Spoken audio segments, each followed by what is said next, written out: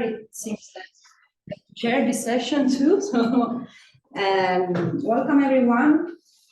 Thanks to Sam and to China Working Group for holding these very exciting sessions in this workshop.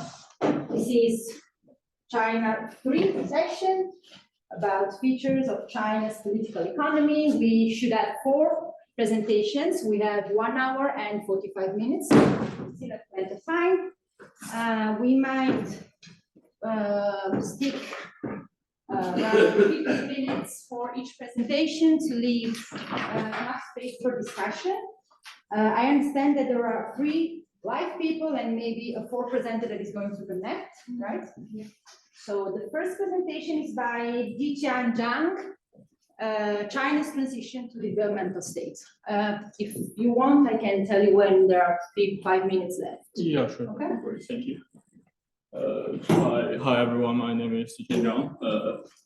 This is my first appearance in this kind of conference and in front of everyone. So, to be honest, I'm a little bit nervous about it. I'm a PhD student from Seoul, turning 2nd year this October.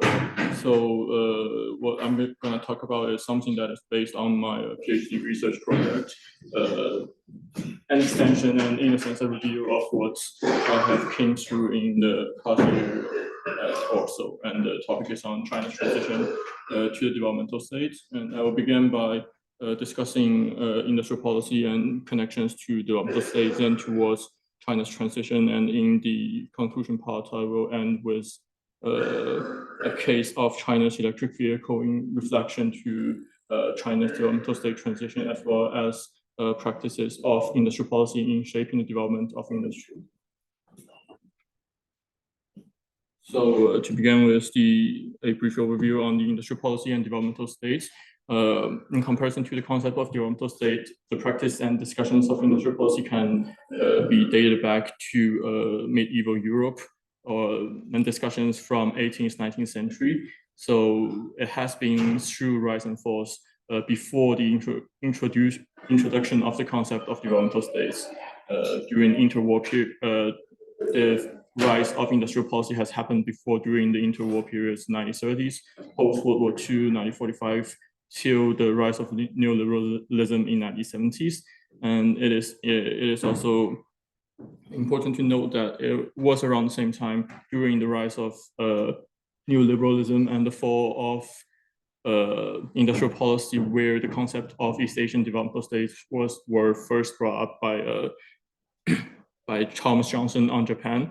And it was about successful government interventions through selective industrial policies to generate economic growth in specific industries. However, that did not assist the rise of industrial policy in the same period of time. It was only until the financial crisis of 2007 and 2008 when industrial policy resurfaced to the discussion as a solution to the chaotic situation after the financial crisis. So from the rise of the industrial policy, we can observe that industrial policy is only taken as a solution when there is a chaotic situation that happened ahead, for example, war or the crisis.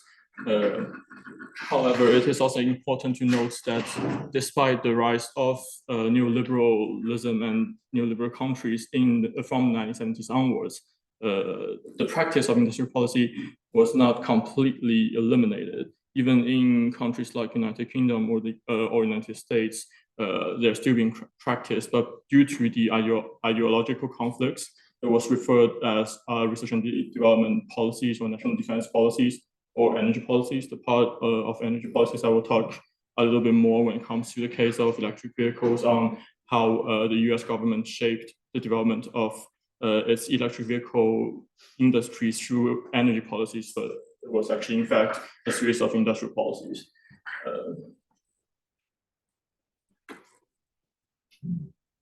So, talking about developmental state as a concept, as I've said, the concept was first brought up on the studies on East Asian countries, Japan by Thomas Johnson, Korea by S. Sampson, and Taiwan by Robert Wei.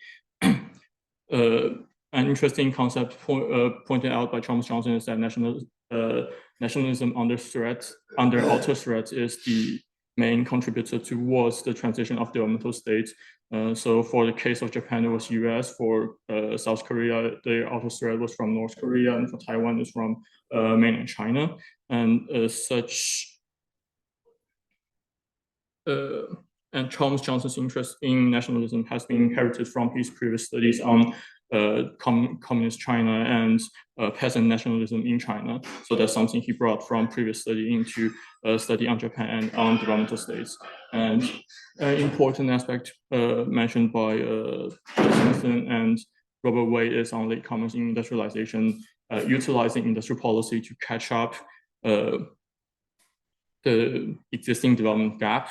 However, at the same time, the concept of developmental state have also faced various criticisms. One being the so-called attention deficit disorder, which connects with the second point of self-limitation with regional bias towards East Asia. So because of the term developmental states scholars tend to only study the cases in post-World War East Asia, where there is where East Asian countries are latecomers in industrialization, and they have successfully gained development and economic growth through industrial policy, while on the other hand, cases outside East Asia or cases that failed are not considered as developmental state, which limits the discussion of developmental state and its application. However, are there alternatives that we can consider that could help to better form or structure the concept of the developmental state model? The answer is yes. So I have listed below a series of countries that can be considered as developmental states because of either because of certain practices or because of certain institutions that play a key role in shaping the development and economic growth of the country. So for France, it's planning commission, which is elite bureaucrat-led which achieved economic growth through elite bureaucrat-led sectoral industrial policy and aggressive use of state-owned enterprises, which are all key elements identified in developmental state literatures, which actually provides an argument for France being a case of developmental state. And also there's the case of France and Finland, where both countries are two of the most dependent Western European countries in the 1980s and 1990s on the use of state-owned enterprises in promoting economic growth and development. For the case of Scandinavian countries, it was a little bit different, where they prefer to use the tool of research and development investment as well as welfare labor policies to assist growth, which is a bit different from the typical orthodox understanding of developmental state, but it is still a way that state has been deliberately intervening to promote development. And one other interesting argument brought by Ha-Jung Chang was that US can be considered as one of the first developmental state in history because of its adaptation of protectionism from since Alexander Hamilton, and because, as I have talked in the last slide, the disguise of industrial policies into energy policy and research and development investment. So there is also an argument that US is considered as a hidden developmental state, which the use of industrial policy is not publicly promoted, but it is still considered as an effective and mass-scale tool to promote growth and development of selective industries. With that being said, what is important here is that developmental state can emerge from different backgrounds, not only East Asia, and not only during the post-World War periods, or not only among those that are considered as the latecomers in the industrialization. And it can be achieved through different tools, a wide range of industrial policies, research and development, welfare labor policies, etc. Therefore, a proper definition or the proper framework for developmental state model should be any state that deliberately intervenes to promote development regardless of its location or the time period, or whether it is or its position in industrialization. So after reviewing the key concepts in industrial policy and developmental state, what comes next is the most important part, is China's transition to the developmental state through reform. Maybe the easier question for this section is why China decided to transition to reform. There has been multiple answers identified. One is the failures in previous attempts to promote economic growth through the Great Leap Forward, etc., by the Communist Party of China. The second one is the awareness of Western prosperity and East Asian successes by the time of 1976, and realizing that there is potential for China to adapt a different economic structure to achieve success in development. And the third is the weakened capacity of central planning system from the previous chaotic political situation, cultural revolution, etc., which limited the system to promote effective economic development, which brings in the call for not only economic reform but also a political reform, which, if we are talking about specific industries, the leadership selection after the reform was switched from political loyalty towards one that is based more on professionalism and background. This is reflected in the case of the telecommunication sector reform in China. However, if we only look at the question of why China decided to if we only look at the question why China did choose to reform, we have overlooked the power struggles and internal conflicts of the Communist Party in China. And here I have listed 3 key events during the reform period to show that China could have easily taken a different path during the negotiation towards reform and open up.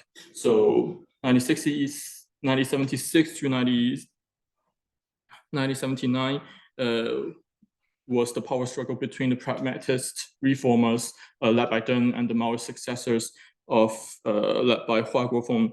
The latter supported the continuation of Maoism because they are considered as successors of Mao after his death, and they have gained political legitimacy through arresting and trialing the Gang of Four. So at that time, the argument was centered towards should China reform or should it continue with the current system. The argument did not end until the third plenary session of the 11th Central Committee of the Communist Party of China, as then seized power and control of the CPC. And next year, April 1979, the Wuxi Conference was one of the largest economic conferences in China since the Cultural Revolution, which is known for its openness atmosphere, as participants challenged the idea that socialism required a centrally planned system.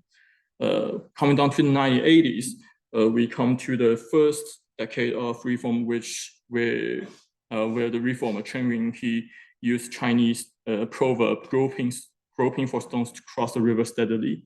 And at this time, there were interactions between Chinese economists with Eastern European economists, and the idea of shock therapy as an alternative to reform was brought up. So at this stage, the discussion extends to what extent should China reform. So it's no longer the argument whether China should reform or not. And in the end, what the Chinese government decided to take was a similar to the proverb, is to steadily, gradually transform through reform. And coming down to 1989, the Tiananmen Square protests, whereas another incident where the hardliner leaders, including Premier Li Peng and Chairman of Central Advisory Committee Chen Yun, linked towards returning to authoritarian government control and re-establishing a central planning system. It was only until 1992, when Deng made his Southern tour, that he finally restored the reform and continued to transition into modern China. So from the above, obviously, there are more events than what I have listed here, but what I've pointed out here is the extreme alternatives that the Chinese government could have taken in its transition during reform to an alternative that is different from the developmental state model. And such gradualist nature of China's reform and transition to a developmental state is also reflected in case of its EV industry development. So why do I select EV industry development for discussion as a case for discussion is because EV development is one of the industries where government interventions are through industrial policies are very commonly witnessed in the leading countries. For the case of US, it was through Department of Energy and a series of energy policies from 1973 onwards. From Japan, it was by the Ministry of International Trade and Industry also from 1973 onwards because of the Arab oil crisis. For China, it was much later, as planning dates can be dated back to 1992, but government intervention only happens from 2000 onwards. In the success of China's transition, in the success of China's EV development, there is also a gradualist approach being witnessed where the Chinese government started with small-scale trials in cities and then expand to public services and then finally towards commercial use of EVs through subsidies. And why is China? The question is now, why is China winning the global race? Well, a large proportion is due to that China's involvement in EV development is through developmental state practices, through industrial policies, and it is operated at one of the largest scales in comparison to other leading countries like the United States and Japan.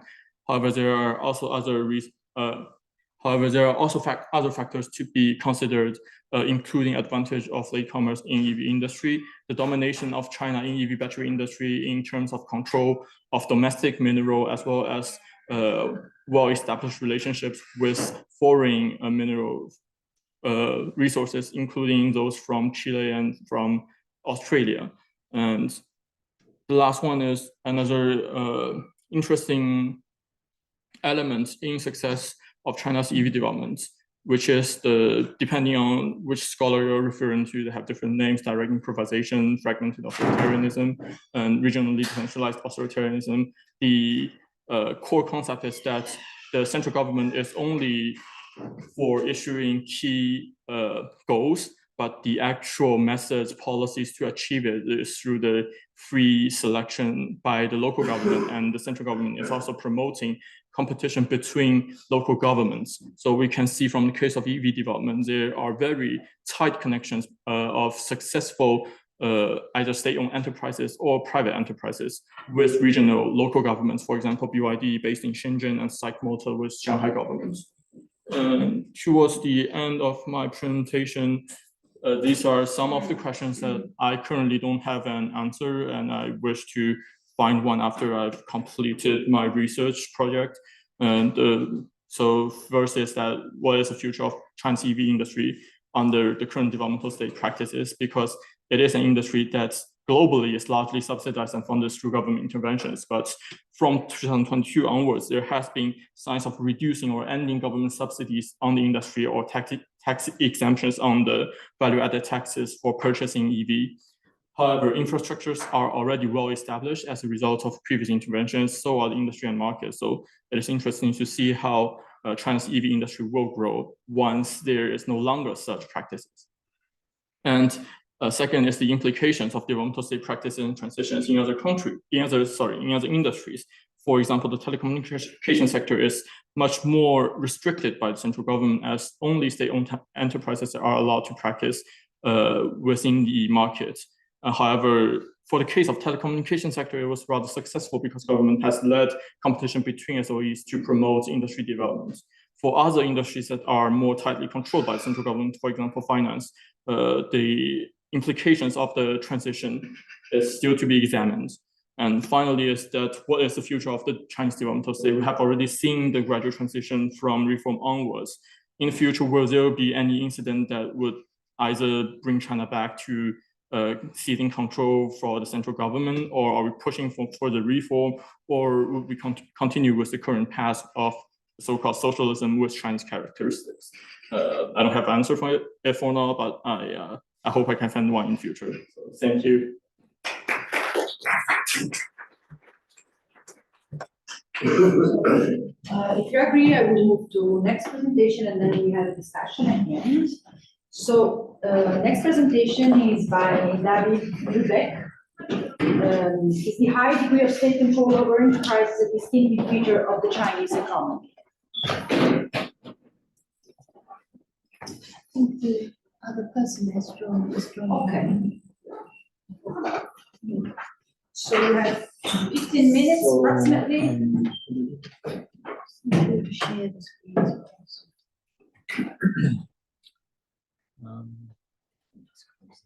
Right. So first of all, I'm gonna just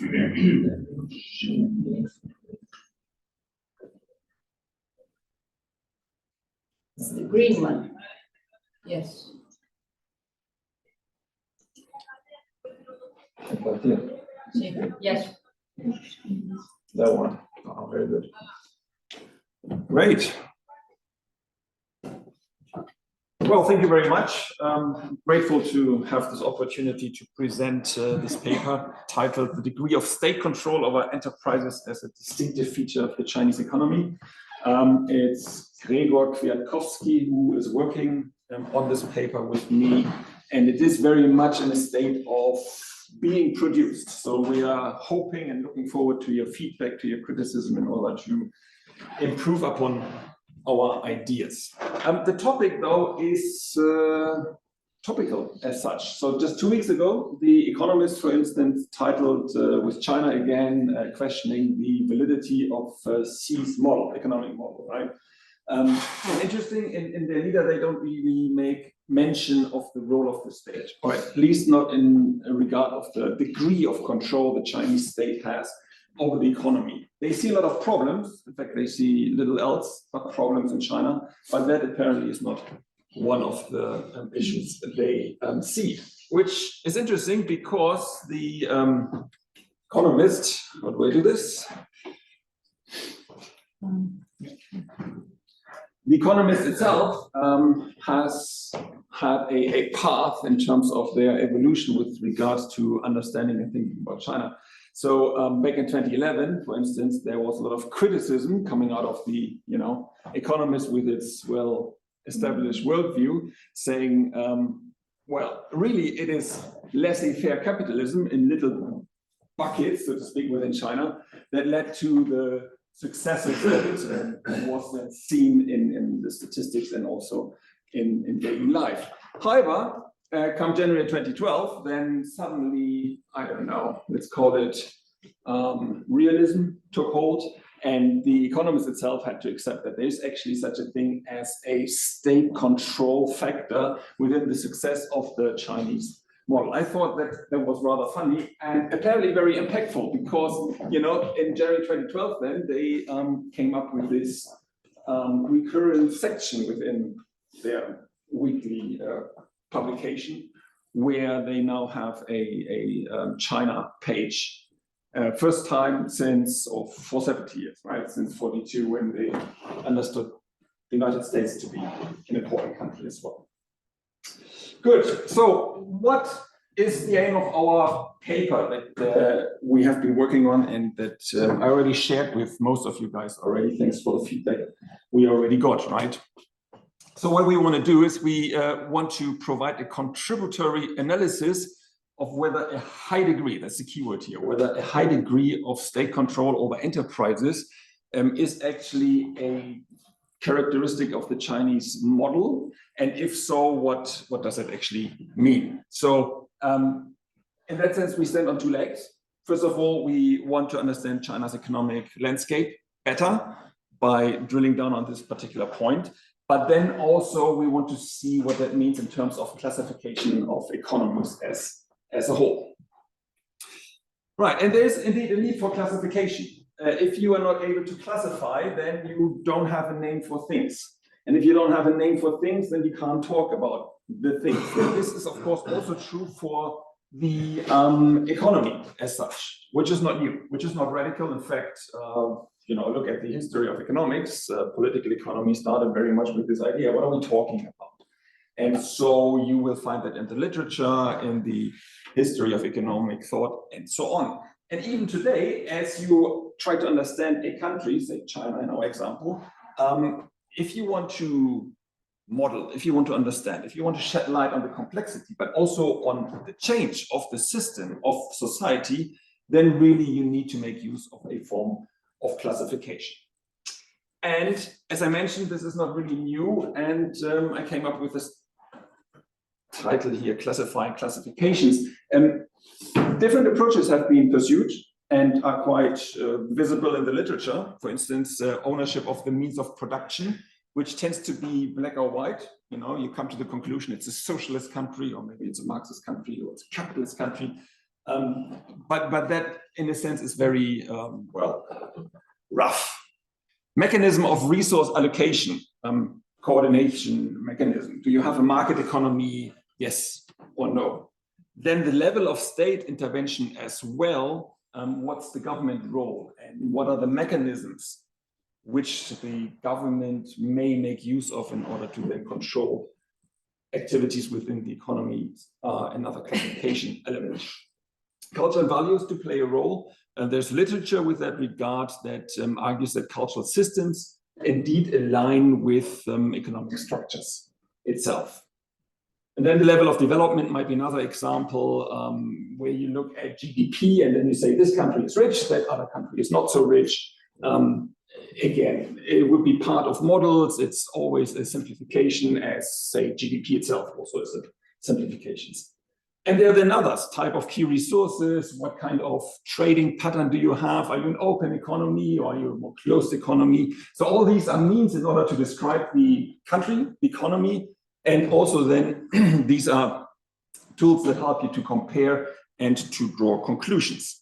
What is missing, though, at least it's not prominent at all in the literature, is the degree of control over enterprises by the state and what that then entails and means. So we are not aware of significant literature that makes the argument, if you want to judge China's economic success, and while accepting that the government has a role in that, it is specifically the degree over, say, state-owned enterprises or private enterprises, there might be mechanisms there as well, that this is indeed a deciding factor to tell the story of China from what we are doing in 1978, so opening and reform process to today. I mentioned 1978, and Ziqian did the same thing just now as well, though there has been, of course, industry in China beforehand. In fact, early 20th century, right? There were state-owned enterprises back then as well. Right, so if we look at China then we have to admit that the Chinese state, that the Chinese state played a dominant and controlling role in the economy as then the reform process started. That is not a surprise at all. In fact, it's just a statement to introduce the slide here. But what we need to understand is that privatization itself also became part of the story, not from the very beginning, but if you look at this Kaifang reform process, you started with trade, and then you gave enterprises more liberty to engage with your trading partners, and then you even gave them more control afterwards. There's a bunch of interesting literature with regards to budget constraints, say at the regional level, that enabled enterprises in China to become more self-reliant in terms of decision-making. So this is then the story of how China very quickly, right, obviously, how China organized itself since 1978. And as I mentioned, privatization was part of that story.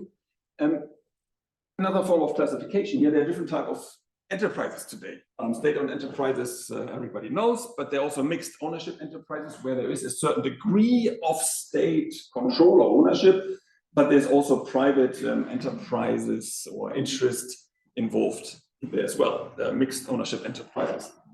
And there are non-public enterprises, so specifically really privatized enterprises. And there's literature that shows that these different types of companies are indeed different animals that behave differently, right? They differ, for instance, in their objectives. They differ in their effectiveness with regard to, say, governance or management success, but also the way they exercise control.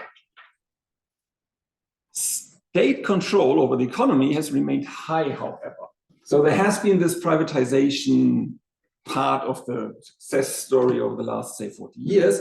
However, state-owned enterprises remain dominant, certainly in strategic sectors.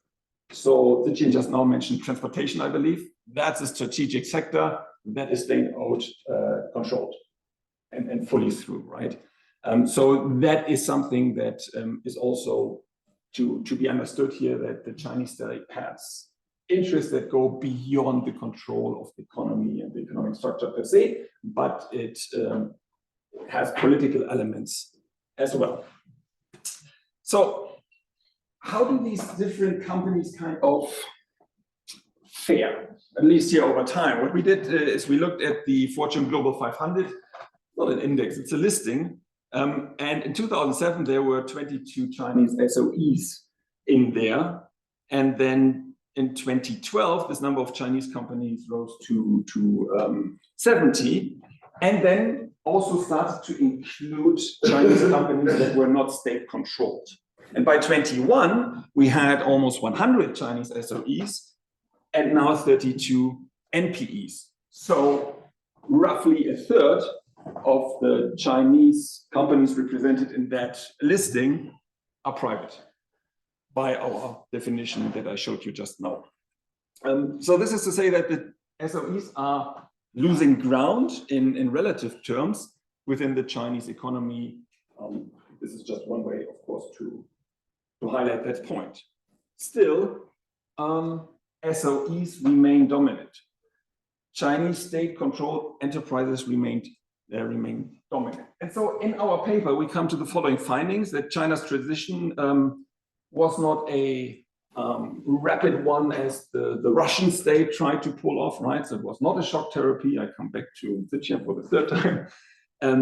But it was a step-by-step approach which aimed at solving specific problems with a pragmatic view towards it. And the share of state-owned enterprises is extremely high, as I pointed out, and we need classifications in order to make sense of what is happening within the society and how the economic systems can be classified according to many different criteria is also a topic. Crucially, this last point here, China's uniqueness, kind of evaluates the idea or this adherence to the established classifications, because it is shifting in its structure, and the framework therefore needs updating to reflect this dynamic characteristic of the economy per se. And once again, what we are trying to focus on is this idea of degree of control, right? Also, socialism with Chinese characteristics is a term you find left and right. Also, this term capitalism with Chinese characteristics is not one that we invented, but rather they're talking about the same things, but they're talking, say, coming from the left side or coming from the right side, and that's not a political statement, but they are conflicting definitions. And that, again, shows that there is a limitation here in terms of the usefulness of these terms used. Another indication that we need to focus on classification. And so we make the argument that the classification framework itself needs to be updated, and it is specifically this control over the enterprises that may be a way forward here. It would come with a lot of advantages. So what kind of enterprise research areas or what kind of research areas would be valuable to look at? There might be value in a comparative analysis with other economies. Once you have updated the framework and made the case for China, you may very well ask whether that is transferable. So this question, is that model an attractive alternative for developing countries? Also, the idea that if it works in China, is that part of Chinese foreign policy, maybe? in order to export that model? Is that something that we see? Investigate the nature and the extent of state influence on private enterprises in China. We identify a topic that we would like to look at, but crucially, our next step really is to come up with a more quantitative approach. And based on that, then we hope to be able to deduct even more insights. And finally, the impact on the innovation level, understanding how state control of companies affects innovation and technological progress would be very fruitful, given that this is the one topic everybody looks at these days with regard to China and the Chinese economic success. For the fourth and final time, Ziqian was talking of electric vehicles, right? This would be just one example. Thank you very much and welcome your feedback. Thank you also for perfect timing of the presentation. I think we have an online presentation now. Let's see whether, no, she doesn't join because she said she will be joining. I mean, well, yes, yes, of course. Okay, since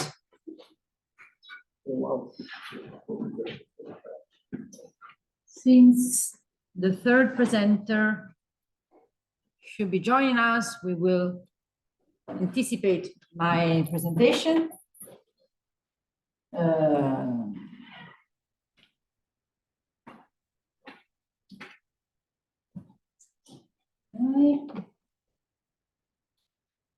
Okay. So, good afternoon, everyone. I'm Chiara Pollio. I'm from the University of Ferrara, and today I present a work which is co-authored by a few other colleagues from Italy. This is a work which comes as the last of a series of researches that we have been conducted about China, Chinese industrialization, Chinese role in science and technology. And with this one, we try to look at the role of Chinese research at the international level and whether COVID-19 as the first pandemic since a very long time has had an impact on transnational research networks and on the role of China on these networks. I'm not keeping my time, so if anyone can tell me whether there are like 5 minutes left, I will be glad. Thank you. Okay. Well, first, a very small introduction about why we care about transnational research networks. Well, because they have, I mean, there is a lot of discussion in economics literature, geography, economic geography literature about the role of research collaboration at the international level in pushing the knowledge and innovation systems of countries. In particular, there has been an increasing interest for the role that research conducted by researchers in different countries is able to generate in terms of the countries catching up within the knowledge economy. In this framework, the health sector, so health studies and health-related studies, are particularly relevant because of the nature of this kind of sector. It's a sector which requires, in terms of research and knowledge, it requires huge initial investments, a lot of competencies. So research groups look for complementarities in their knowledge. So international research and transnational networks can play a pretty strategic role in making advancement in this field. And why we look at China, well, of course, because China has been playing an emerging role in science and technology worldwide, and so it is increasingly becoming a giant player in research as such. It's increasingly presenting itself as an international power in research, or at least this is what it's in the aim of Chinese governments in the recent 5 to 10 years. The Health and Silk Road is an example. The recent launch of a new edition or a new version of the Belt and Road Initiative as focused on health issues and health research is a signal of this investment, this political investment of China as a global player in this field. Now, of course, something happened in 2019, 2020, which is COVID. It's a pretty huge fact for health research and international research. As I said before, it was the first pandemics of contemporary era, or at least in the era in which international research has a role. So what we try to understand is whether COVID-19 global pandemics actually changed transnational research networks, and in particular, the role of China in these networks. There might be a number of reasons why it could be so. First of all, because China was the first country in which COVID-19 was identified. And so there might have been a larger international interest in collaborating with the Chinese scientific system to deepen knowledge about the dynamic of the epidemics and so on and so forth. On the other hand, we know that there has been, in particular in the first part of the pandemic, but also in the last months of the pandemic, a kind of mistrust by Western countries, for instance, by Western public opinion in relation to how China managed the pandemics, because indeed Chinese way of managing the pandemics had its own peculiarity. The zero COVID policy and the lockdown is the main example. And so while the first point here might have led to an increase in the role of China as a key global player in transnational research network, a mistrust or a prejudice with respect to how China was managing COVID-19 pandemics might have acted on the opposite side.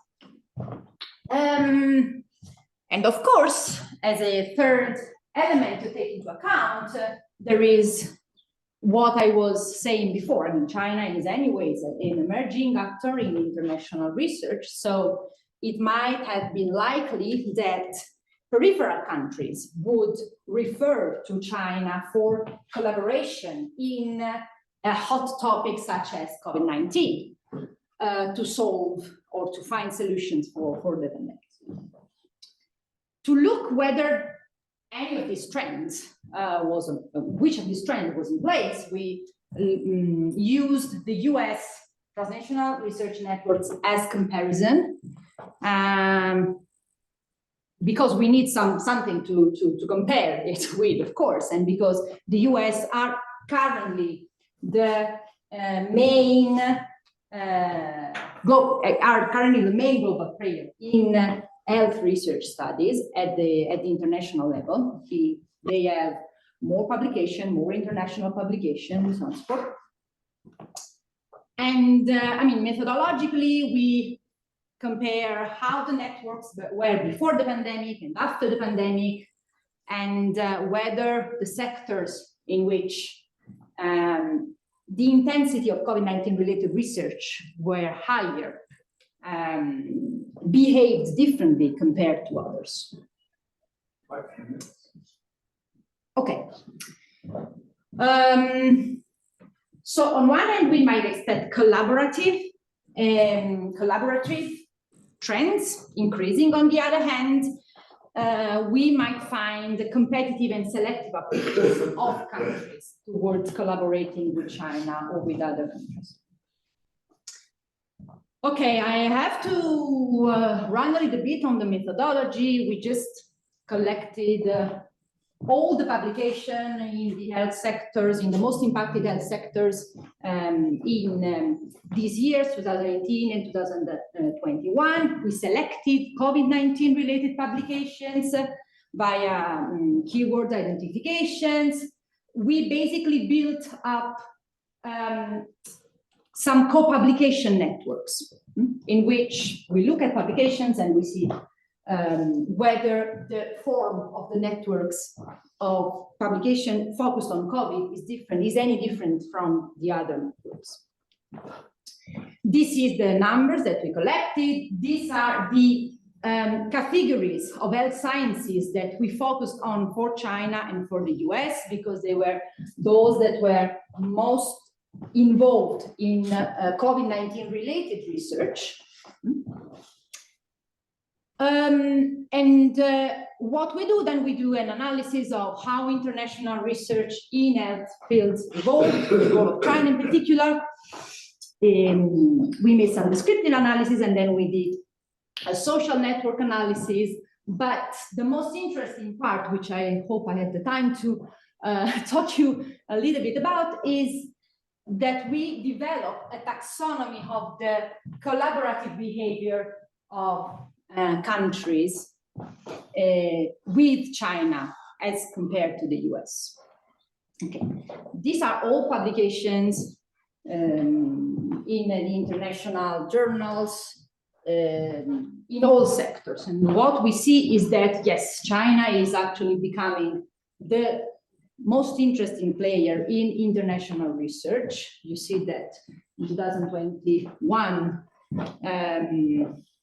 he started co-publishing at the international level more than the US, so this is a big step. But in health-related research, we still have a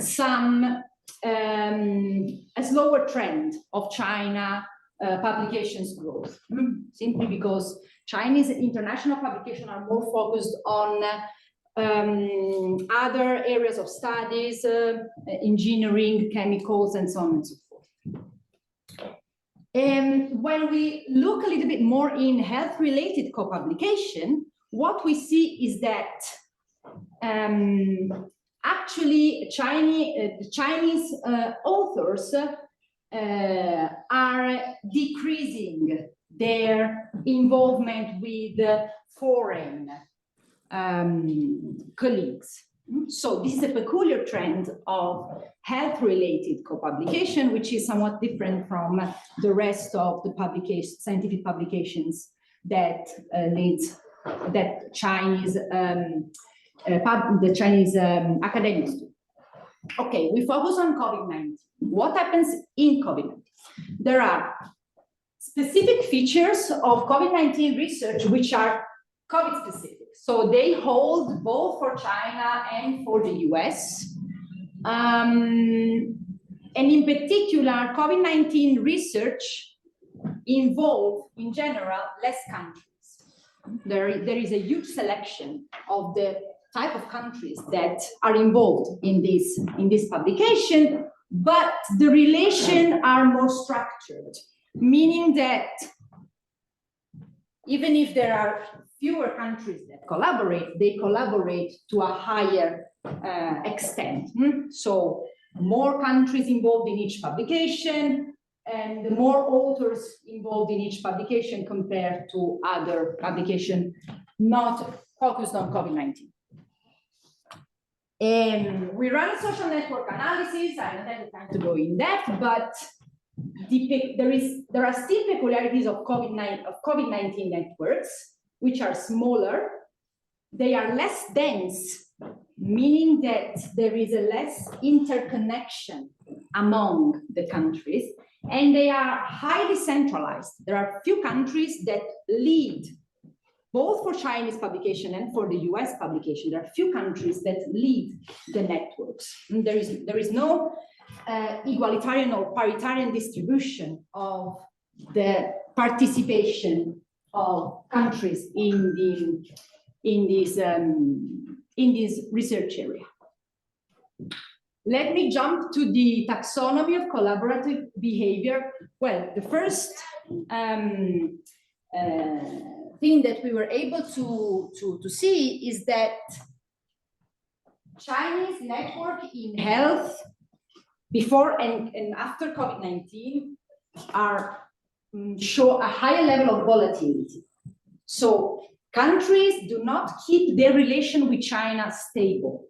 There are 20 countries that were collaborating with China before COVID-19 that in these sectors stopped collaborating with China. And this is not the case for health sectors in general, in international research, because we don't see the same trend for US.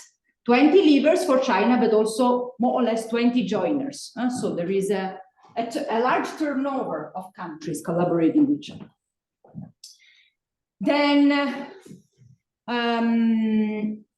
okay, we developed a pretty complex taxonomy of the collaborative behavior based on what was the involvement of these countries with reference to COVID-19 publication with China.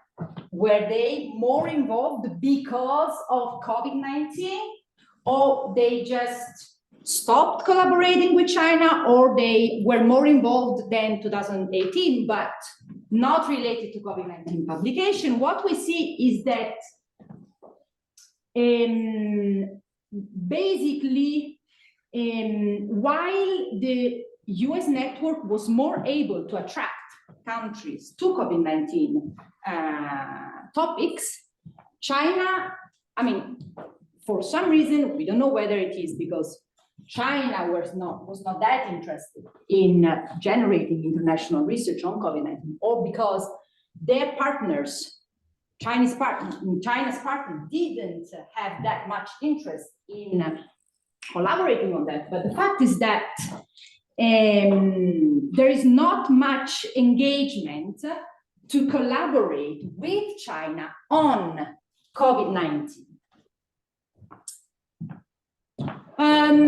So this is what we found so far. COVID-19 made we observed that COVID-19 meant something in terms of the change of structure of international research. And this is interesting because as we move forward in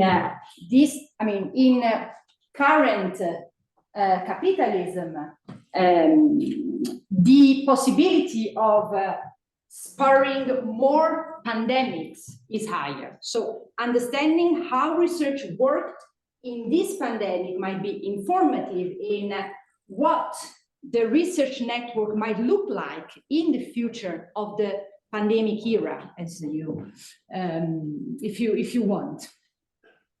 The networks are more fragmented, they are less connected, and they are more centralized.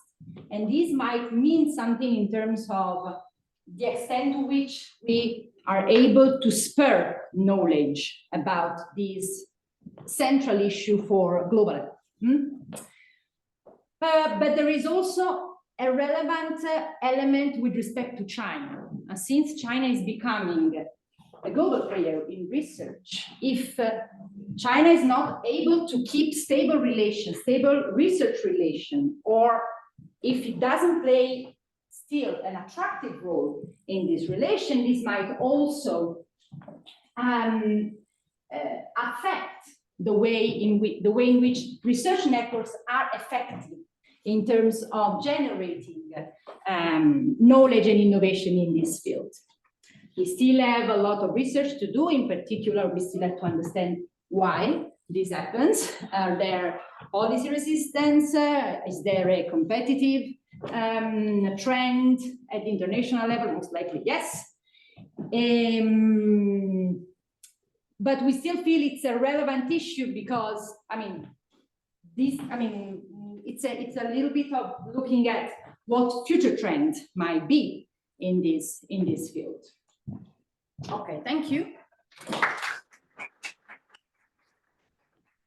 I don't know. Yes, we have Zhao connected.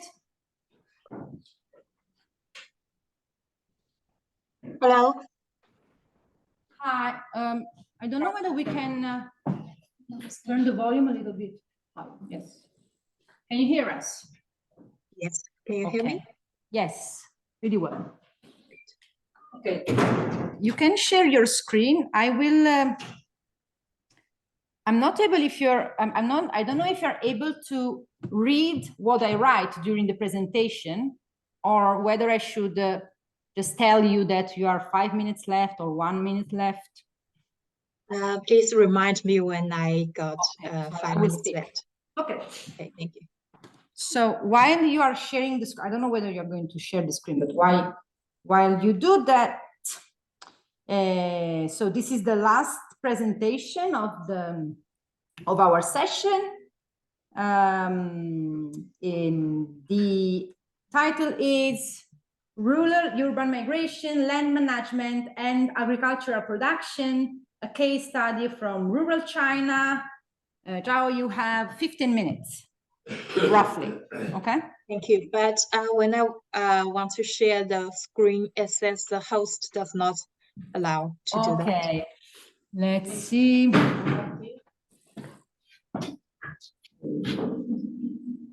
This one.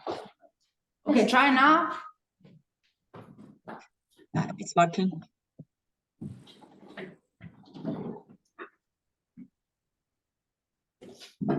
Okay.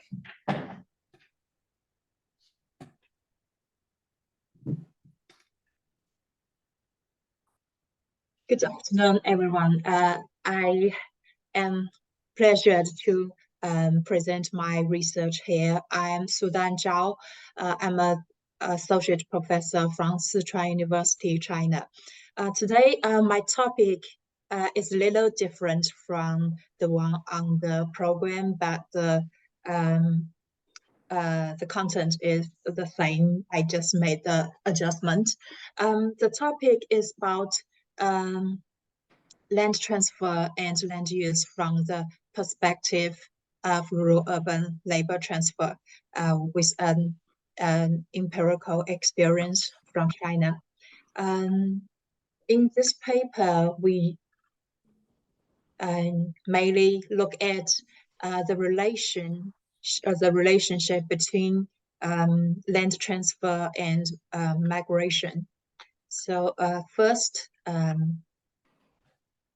the background is in China, because China has experienced the largest and fastest urban-rural migration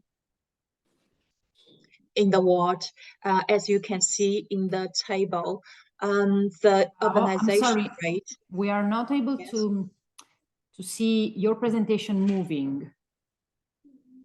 Oh. Okay, yeah, now it works, yes. Can you put in present mode? Can you put in presentation mode? Yes, I think I am putting it in presentation mode. But seems like if I go to the next page, it won't move. Now we can what see the background page. So as you can see in the table, the urbanization rate has experienced an increase from about 18% to 65% from the opening up until now. So this is a very large population. During the same time, this very big outflow of population, the land transfer in China is also increasing. I think to the can you see the next page now, or is it still the background? It's still background. Okay. Now it's here. Yes. Yeah, I think I can only do it like this. This is the percentage of land transfer in rural China, and now the percentage is reaching 14%. Notably, the central government launched a reform called the separation of the ownership, contracting, and management rights of agricultural land. In this reform, the rights of the rural land is divided into three, which were two, i.e. the ownership right and the right to contract and management. And now the right to contract and management is divided into two, to the contracting right and management right, which allows the farmers to transfer their land to cooperatives, to companies, to other farmers more freely, which has a great impact on the land transfer and land management. Paper is about to estimate the overall effect of land transfer and migration on the land efficiency of this important reform. Although there are many papers investigating the relationships, they reached to different conclusions.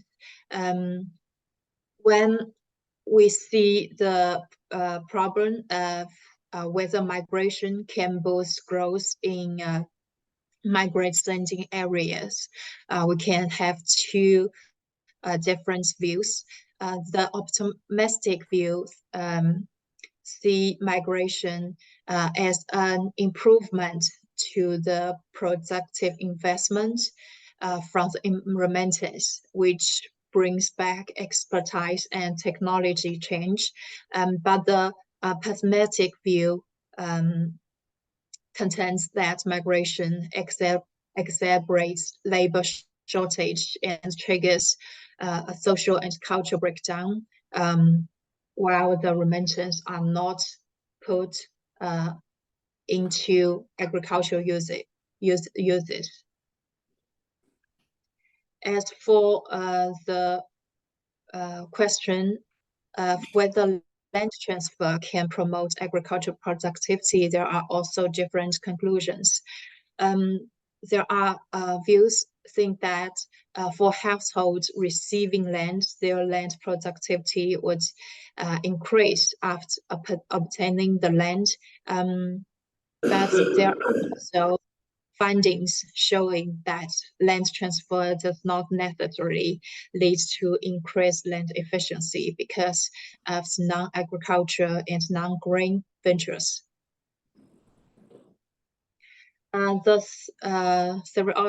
theoretical framework of this paper can be divided into two hypotheses. The first one is we hypothesize that non-agriculture employment has a negative impact on land efficiency. This can be explained in three pathways. First is non-agricultural employment will diminish land efficiency through the effect of labor laws. Because China's agriculture has long been characterized by a state of overpopulation, because the land is less and the labors are relatively more. So when the labors migrate out, the excessive loss of agricultural labor can result in improper land cultivation due to the labor shortages, then leading to decreased land efficiency. Secondly, non-agricultural employment can reduce the land efficiency by diminishing the significance of agriculture in rural household economies, because when the left behind laborers receive the remittance,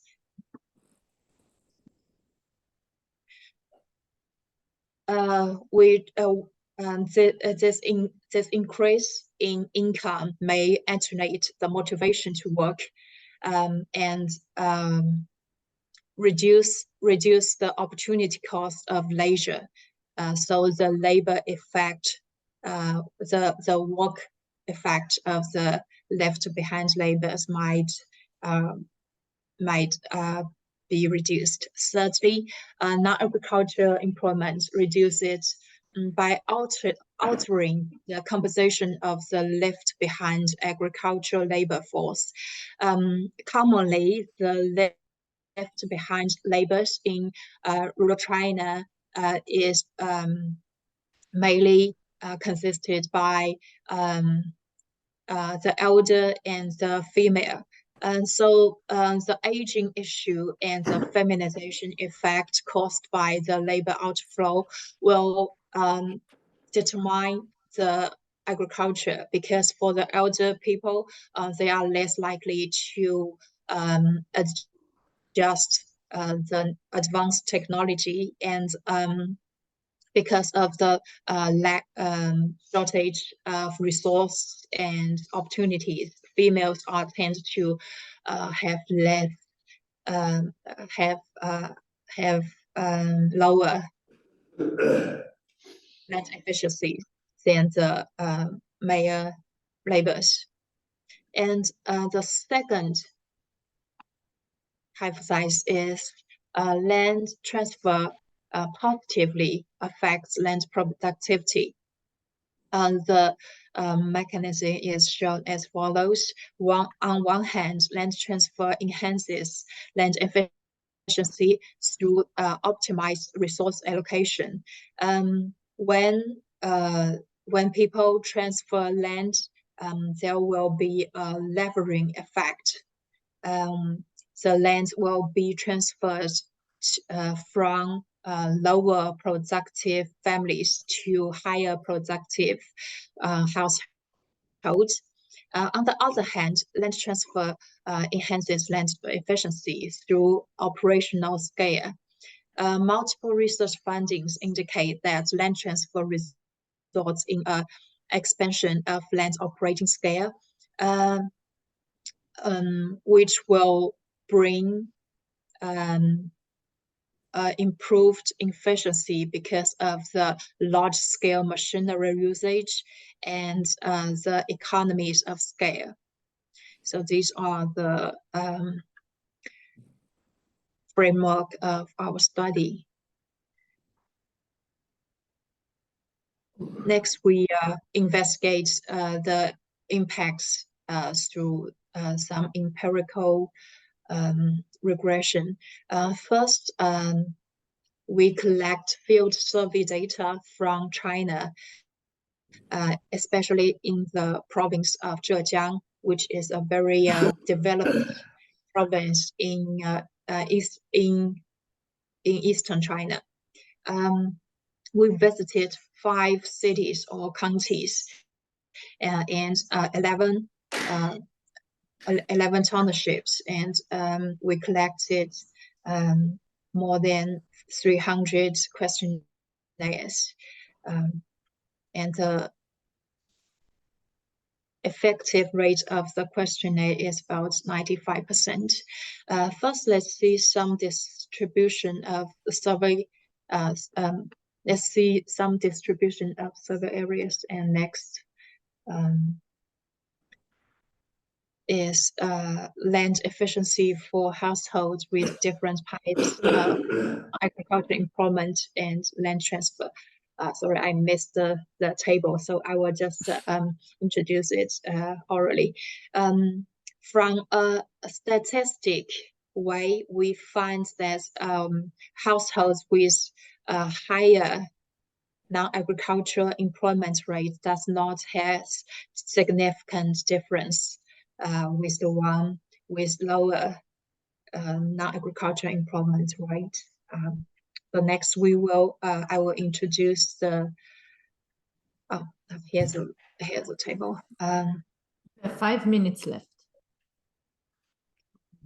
Let's see the empirical strategy. We have Y as the land efficiency, and N represents the non-agricultural employment, and TI represents for land inflow and land outflow, and XI represents control variables. Let's look at the results. As we can see from the table, non-agricultural employment does not have a significant impact on the land efficiency, while land inflow influences the land efficiency positively and significantly, which is not observed in the land transfer out. And there are some other results of the controlled variables. And we let's get to the conclusion. So the main conclusion of the paper is that non-agricultural employment does not significantly influence the land efficiency, while land inflow improves land efficiency significantly, but land outflow does not significantly affect it.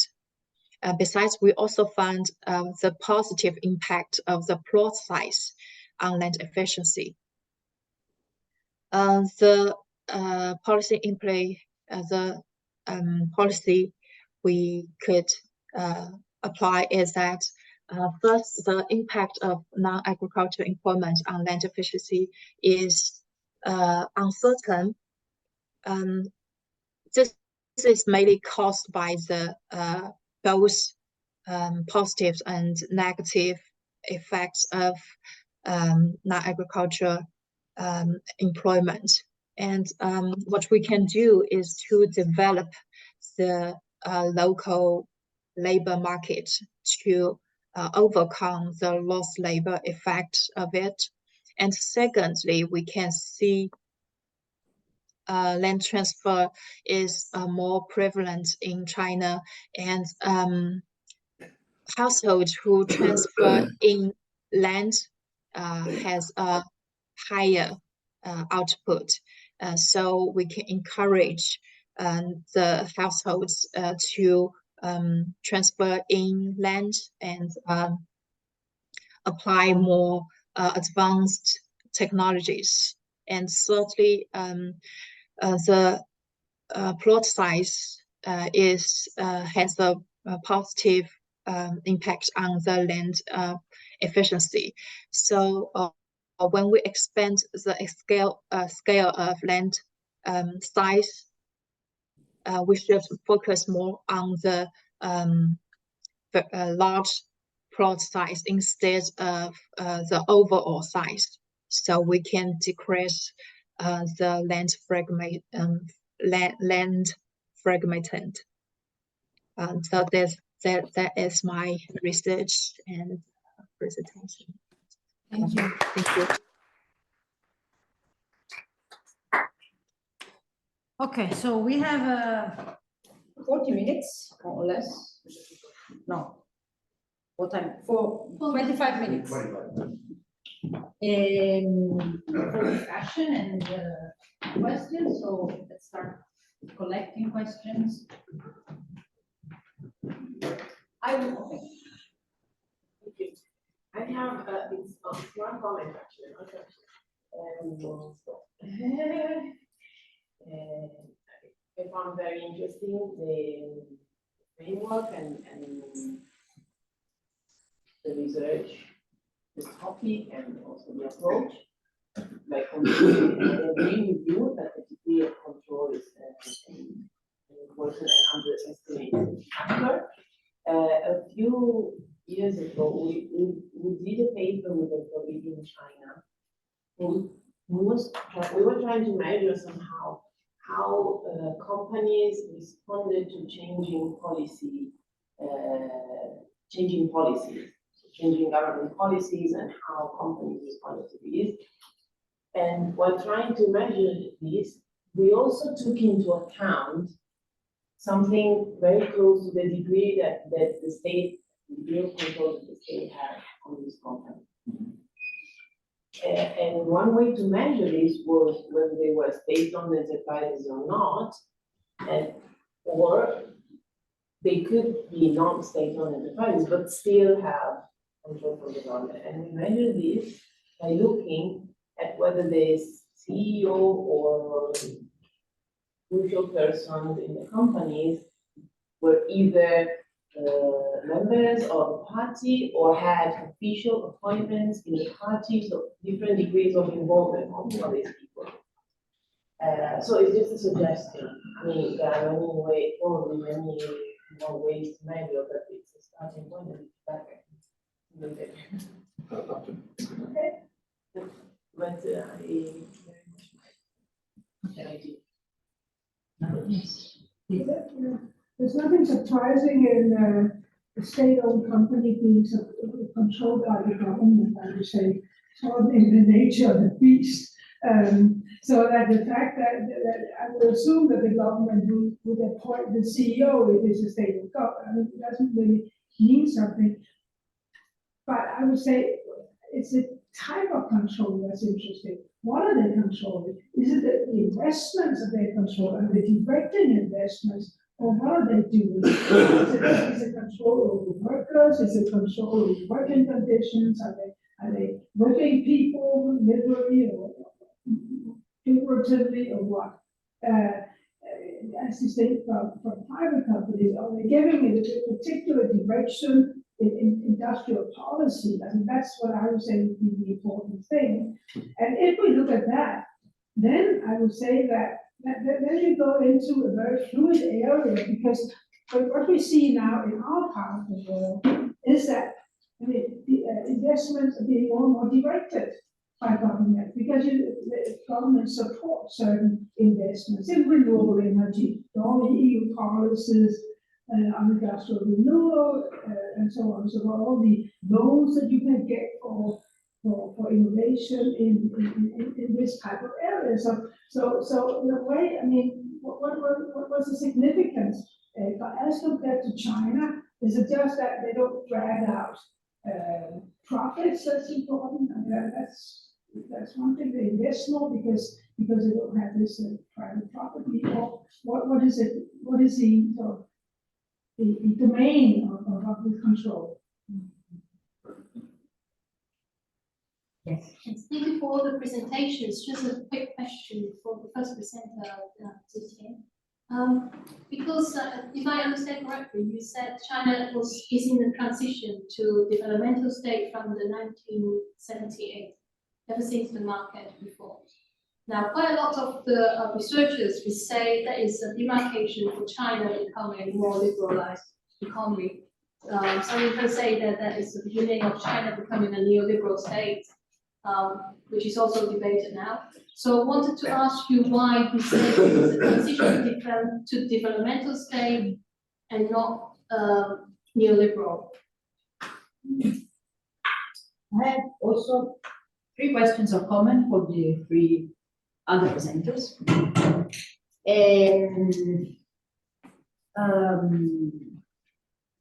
The first one for the first presentation, in today's session in the morning, actually, there was this book presented by Alexandre Gomez about the role of bureaucracy in Chinese innovation-driven development. And I mean, one that you might wanting to have understanding of the nature of the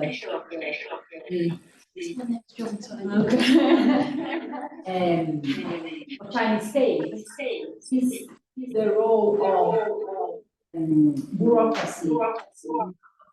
I mean, and how it's, to what extent it is able to shape or drive development. Because, I mean, the developmental state in some literature area means very specific things. So I think, I mean, adding clarity to this point would help us. Then the comments for David is it's in the same area of the previous 2.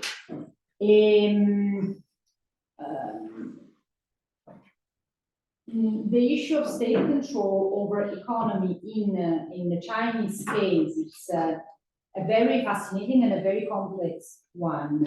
And one way to look at it is not just with direct control, but looking at whether Chinese state and Chinese party is able to force economic forces, being their state-owned enterprises or private companies, towards specific development objectives or economic objectives.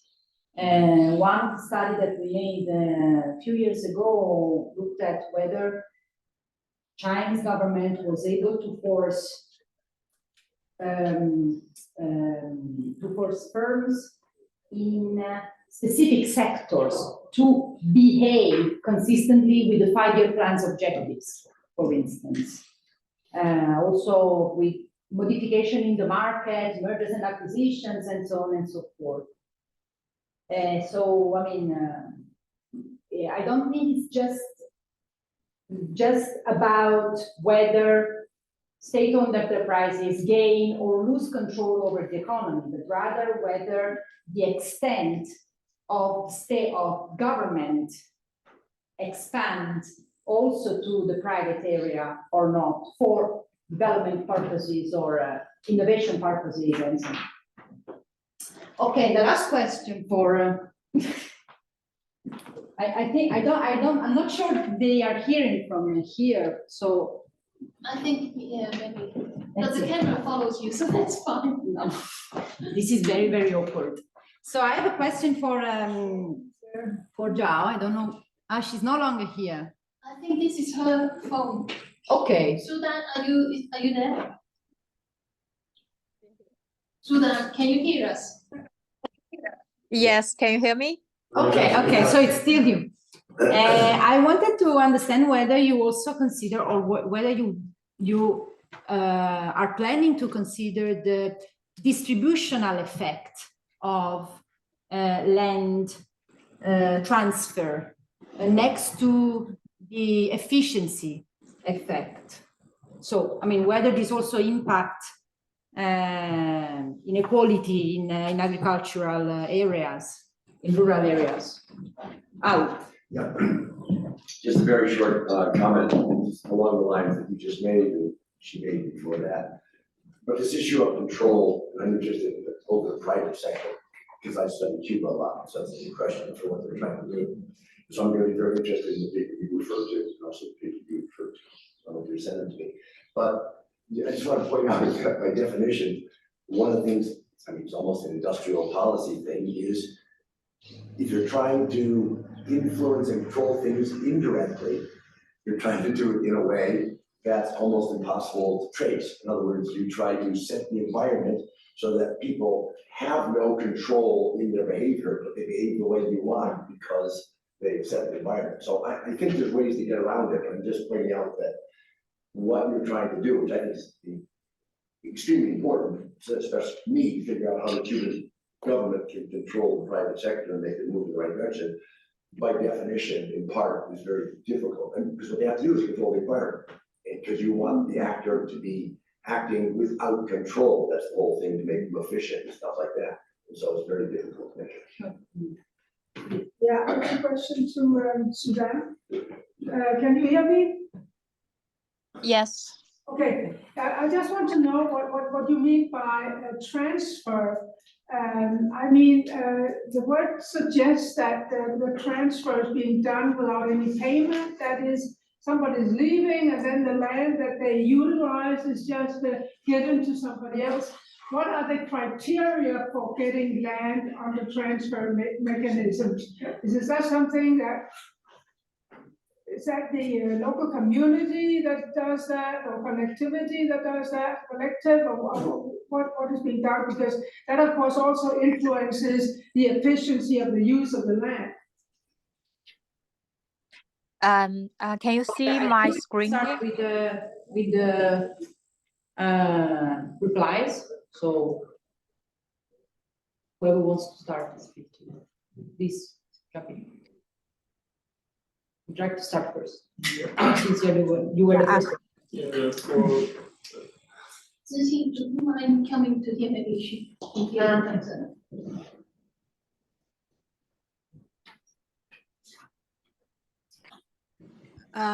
So I will firstly answer the question of the lady about not yet, what because there are other questions to other presenters, so it is someone else.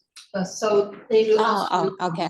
So I will answer it together, Wait, right? yeah, you can wait for your name for. Thank you. so regarding the feedbacks on bureaucrats and how it affects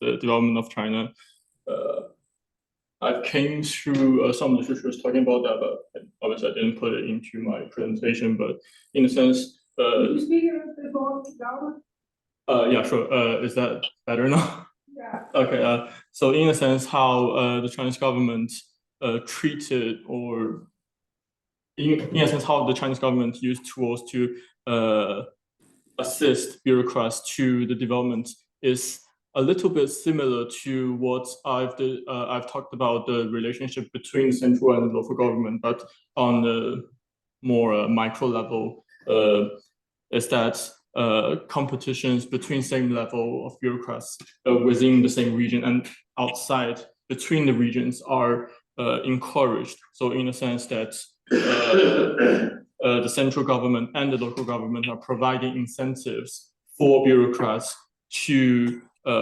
generate more effective programs, leadership as well, in terms of shaping development of, for example, selective technology industries. So obviously I haven't touched much on that, but that is what I am aware of at the moment. So, and thank you for your feedback.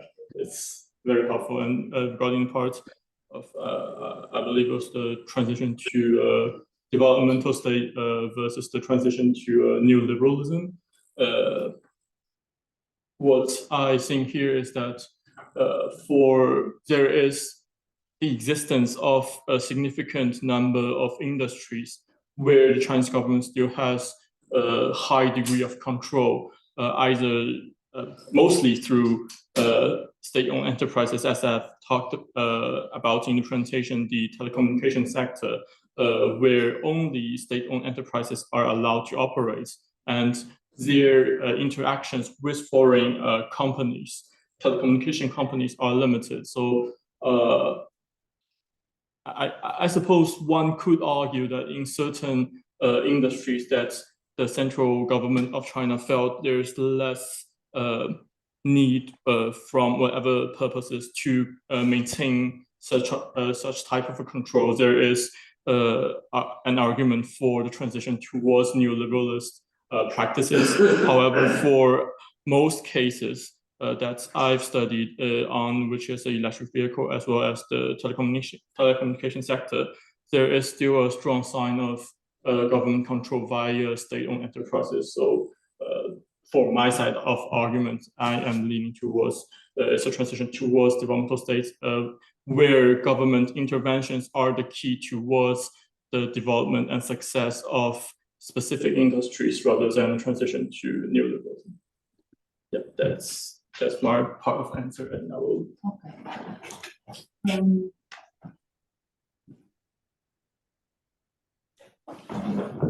I was giving comments, no questions. You're lucky. Yeah, I asked you about the debate. We haven't done that research yet. No, but what do you think about it? No, it's crucial, I think, absolutely. Yeah, What we haven't figured out yet is how exactly to do that, which is why I'm looking forward to, the examples you gave. This is indeed a deficiency we have, the wall we're standing in front of. Okay, thank you. So, Sudan?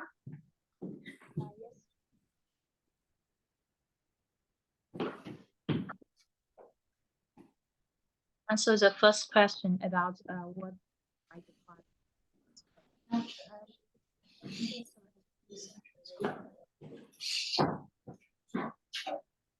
I don't know whether she wants to share. Is it you want to share something, Sudan?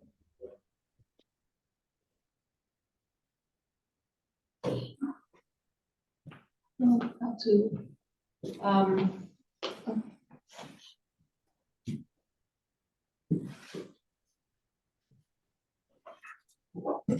Okay, it's your time. You can respond to the questions of it. There it is, she got it.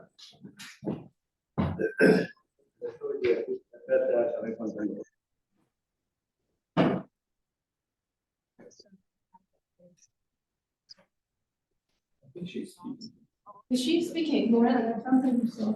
Oh. Sudan, are you speaking? Yes, can you hear me? Okay, Now we can, but we cannot see the screen. That's okay. As long as you can hear me, I think it's fine. So the land system in China is quite special because the land is not owned by the farmers. It's owned by the collective organization. So when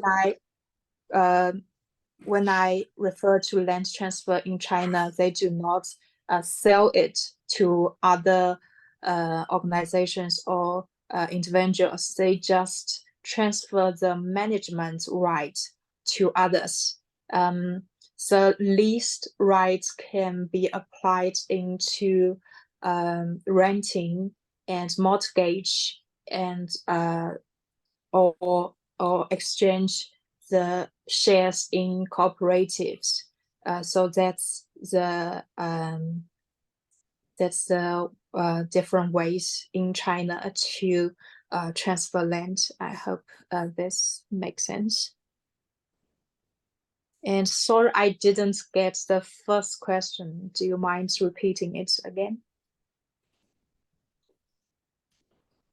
Whether you also try to measure the distributional effects of land transfer on inequality in rural areas, or whether you are going to do this. The distributional effect is not now investigated in this paper. Yeah, I think we'll work on that. Thank you. Okay, so, okay. I have a question and a comment for Dave. At the end of your presentation, there was a slide on posing questions on SOEs and innovation and the relation with market. I found a paper by Edward Cunningham who says that in China, private firms contribute 60% of GDP, 70% of its innovative capacity, 80% of employment, and 90% of the jobs. You know, that sounds to me that China in many ways is more market-oriented than many Western countries. And so this leads to my second question. You know, the attempts to classify in ways that distinguish China from, say, other countries.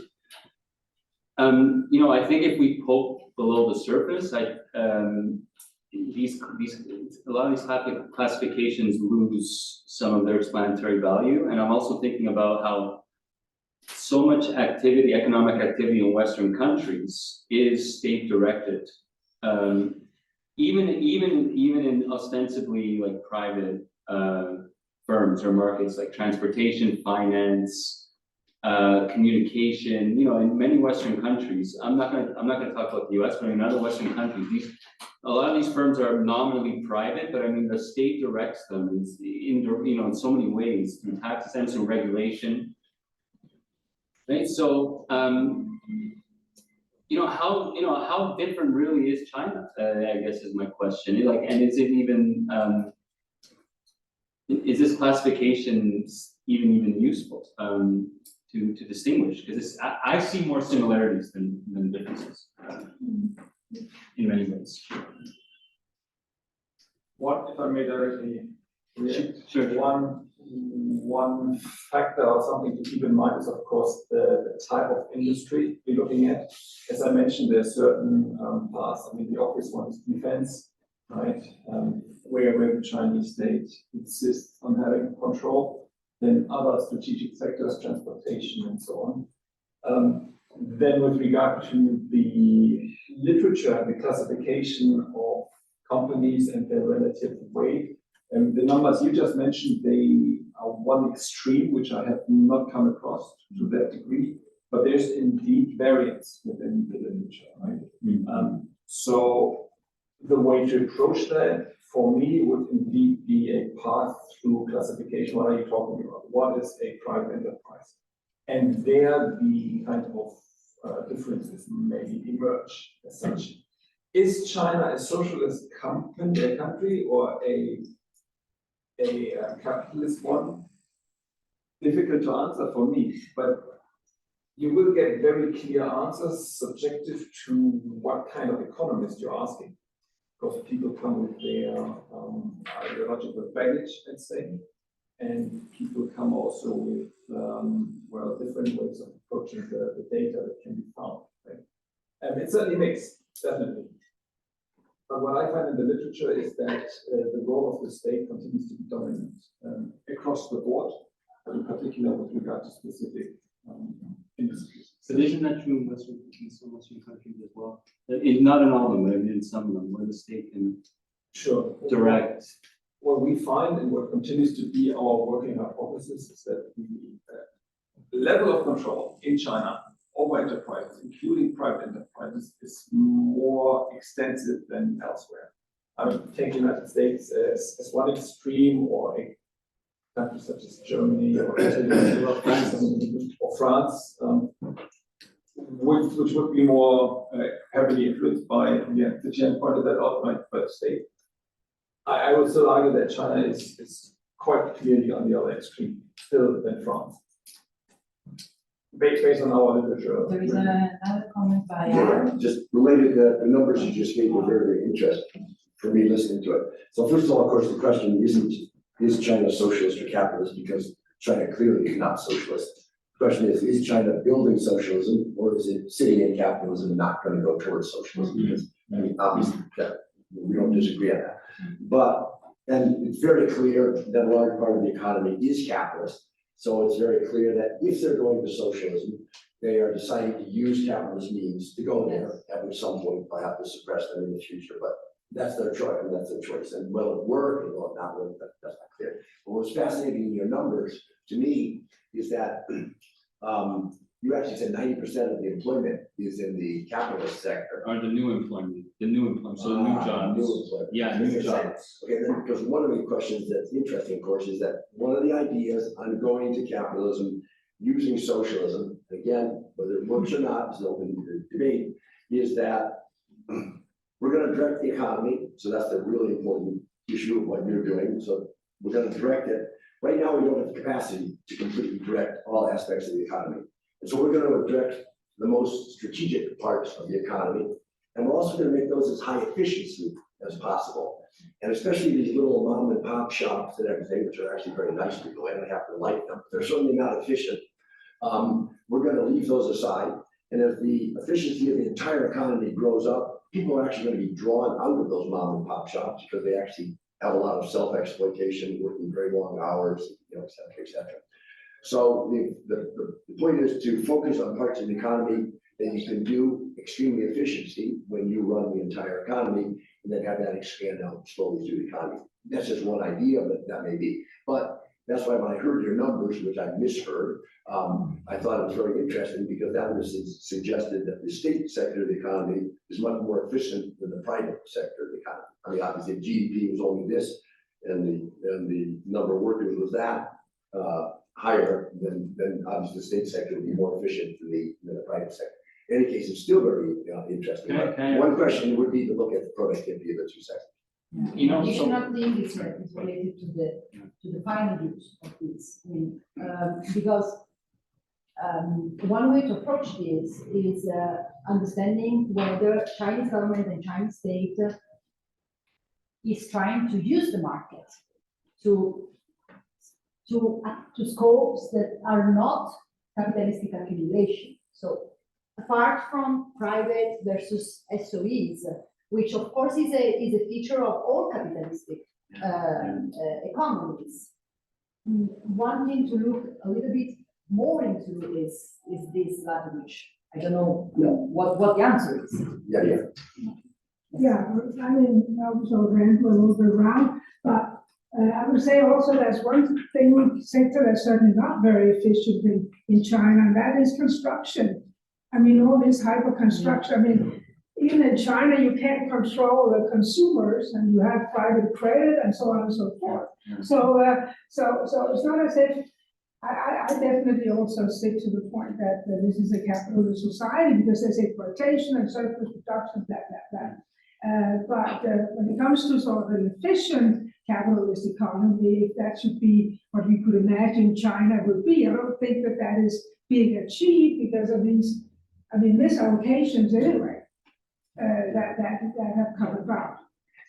So whatever how many percentages of working in which sector, there are some definite problems. There's sort of crisis in the financial markets right now, as far as I'm read. So it's not that easy. Can I just add one point? Yes, so you can. Just the last point. So, just the last point. So, I think the two spheres work together. So I live in Shanghai, and I interact with many local businessmen, and I attend their talks, and what I perceive is that, so for example, with the energy transition, the government has made this a national goal, and then private business people are permitted or encouraged, I would even say, to innovate in this area, and they are. China's now the world's largest producer of solar panels, of electric vehicles, and they're becoming extremely rich. The government is not expropriating their wealth, and it also seems to be connected, from my perception, to a sense of contributing to national goals. Like there's a sense of Yes. the collective, that we were doing this for the collective. Yeah, so I think it's a combination of national, unity, patriotism, whatever, statism with like they're all combined together. They're not mutually exclusive, and it's producing extraordinary results. Thank you for everyone for the very interesting insights, and we have coffee break now, so you are free to continue the conversation. Thank you, Sudan. We are finishing this session now. Okay, thank you. Bye.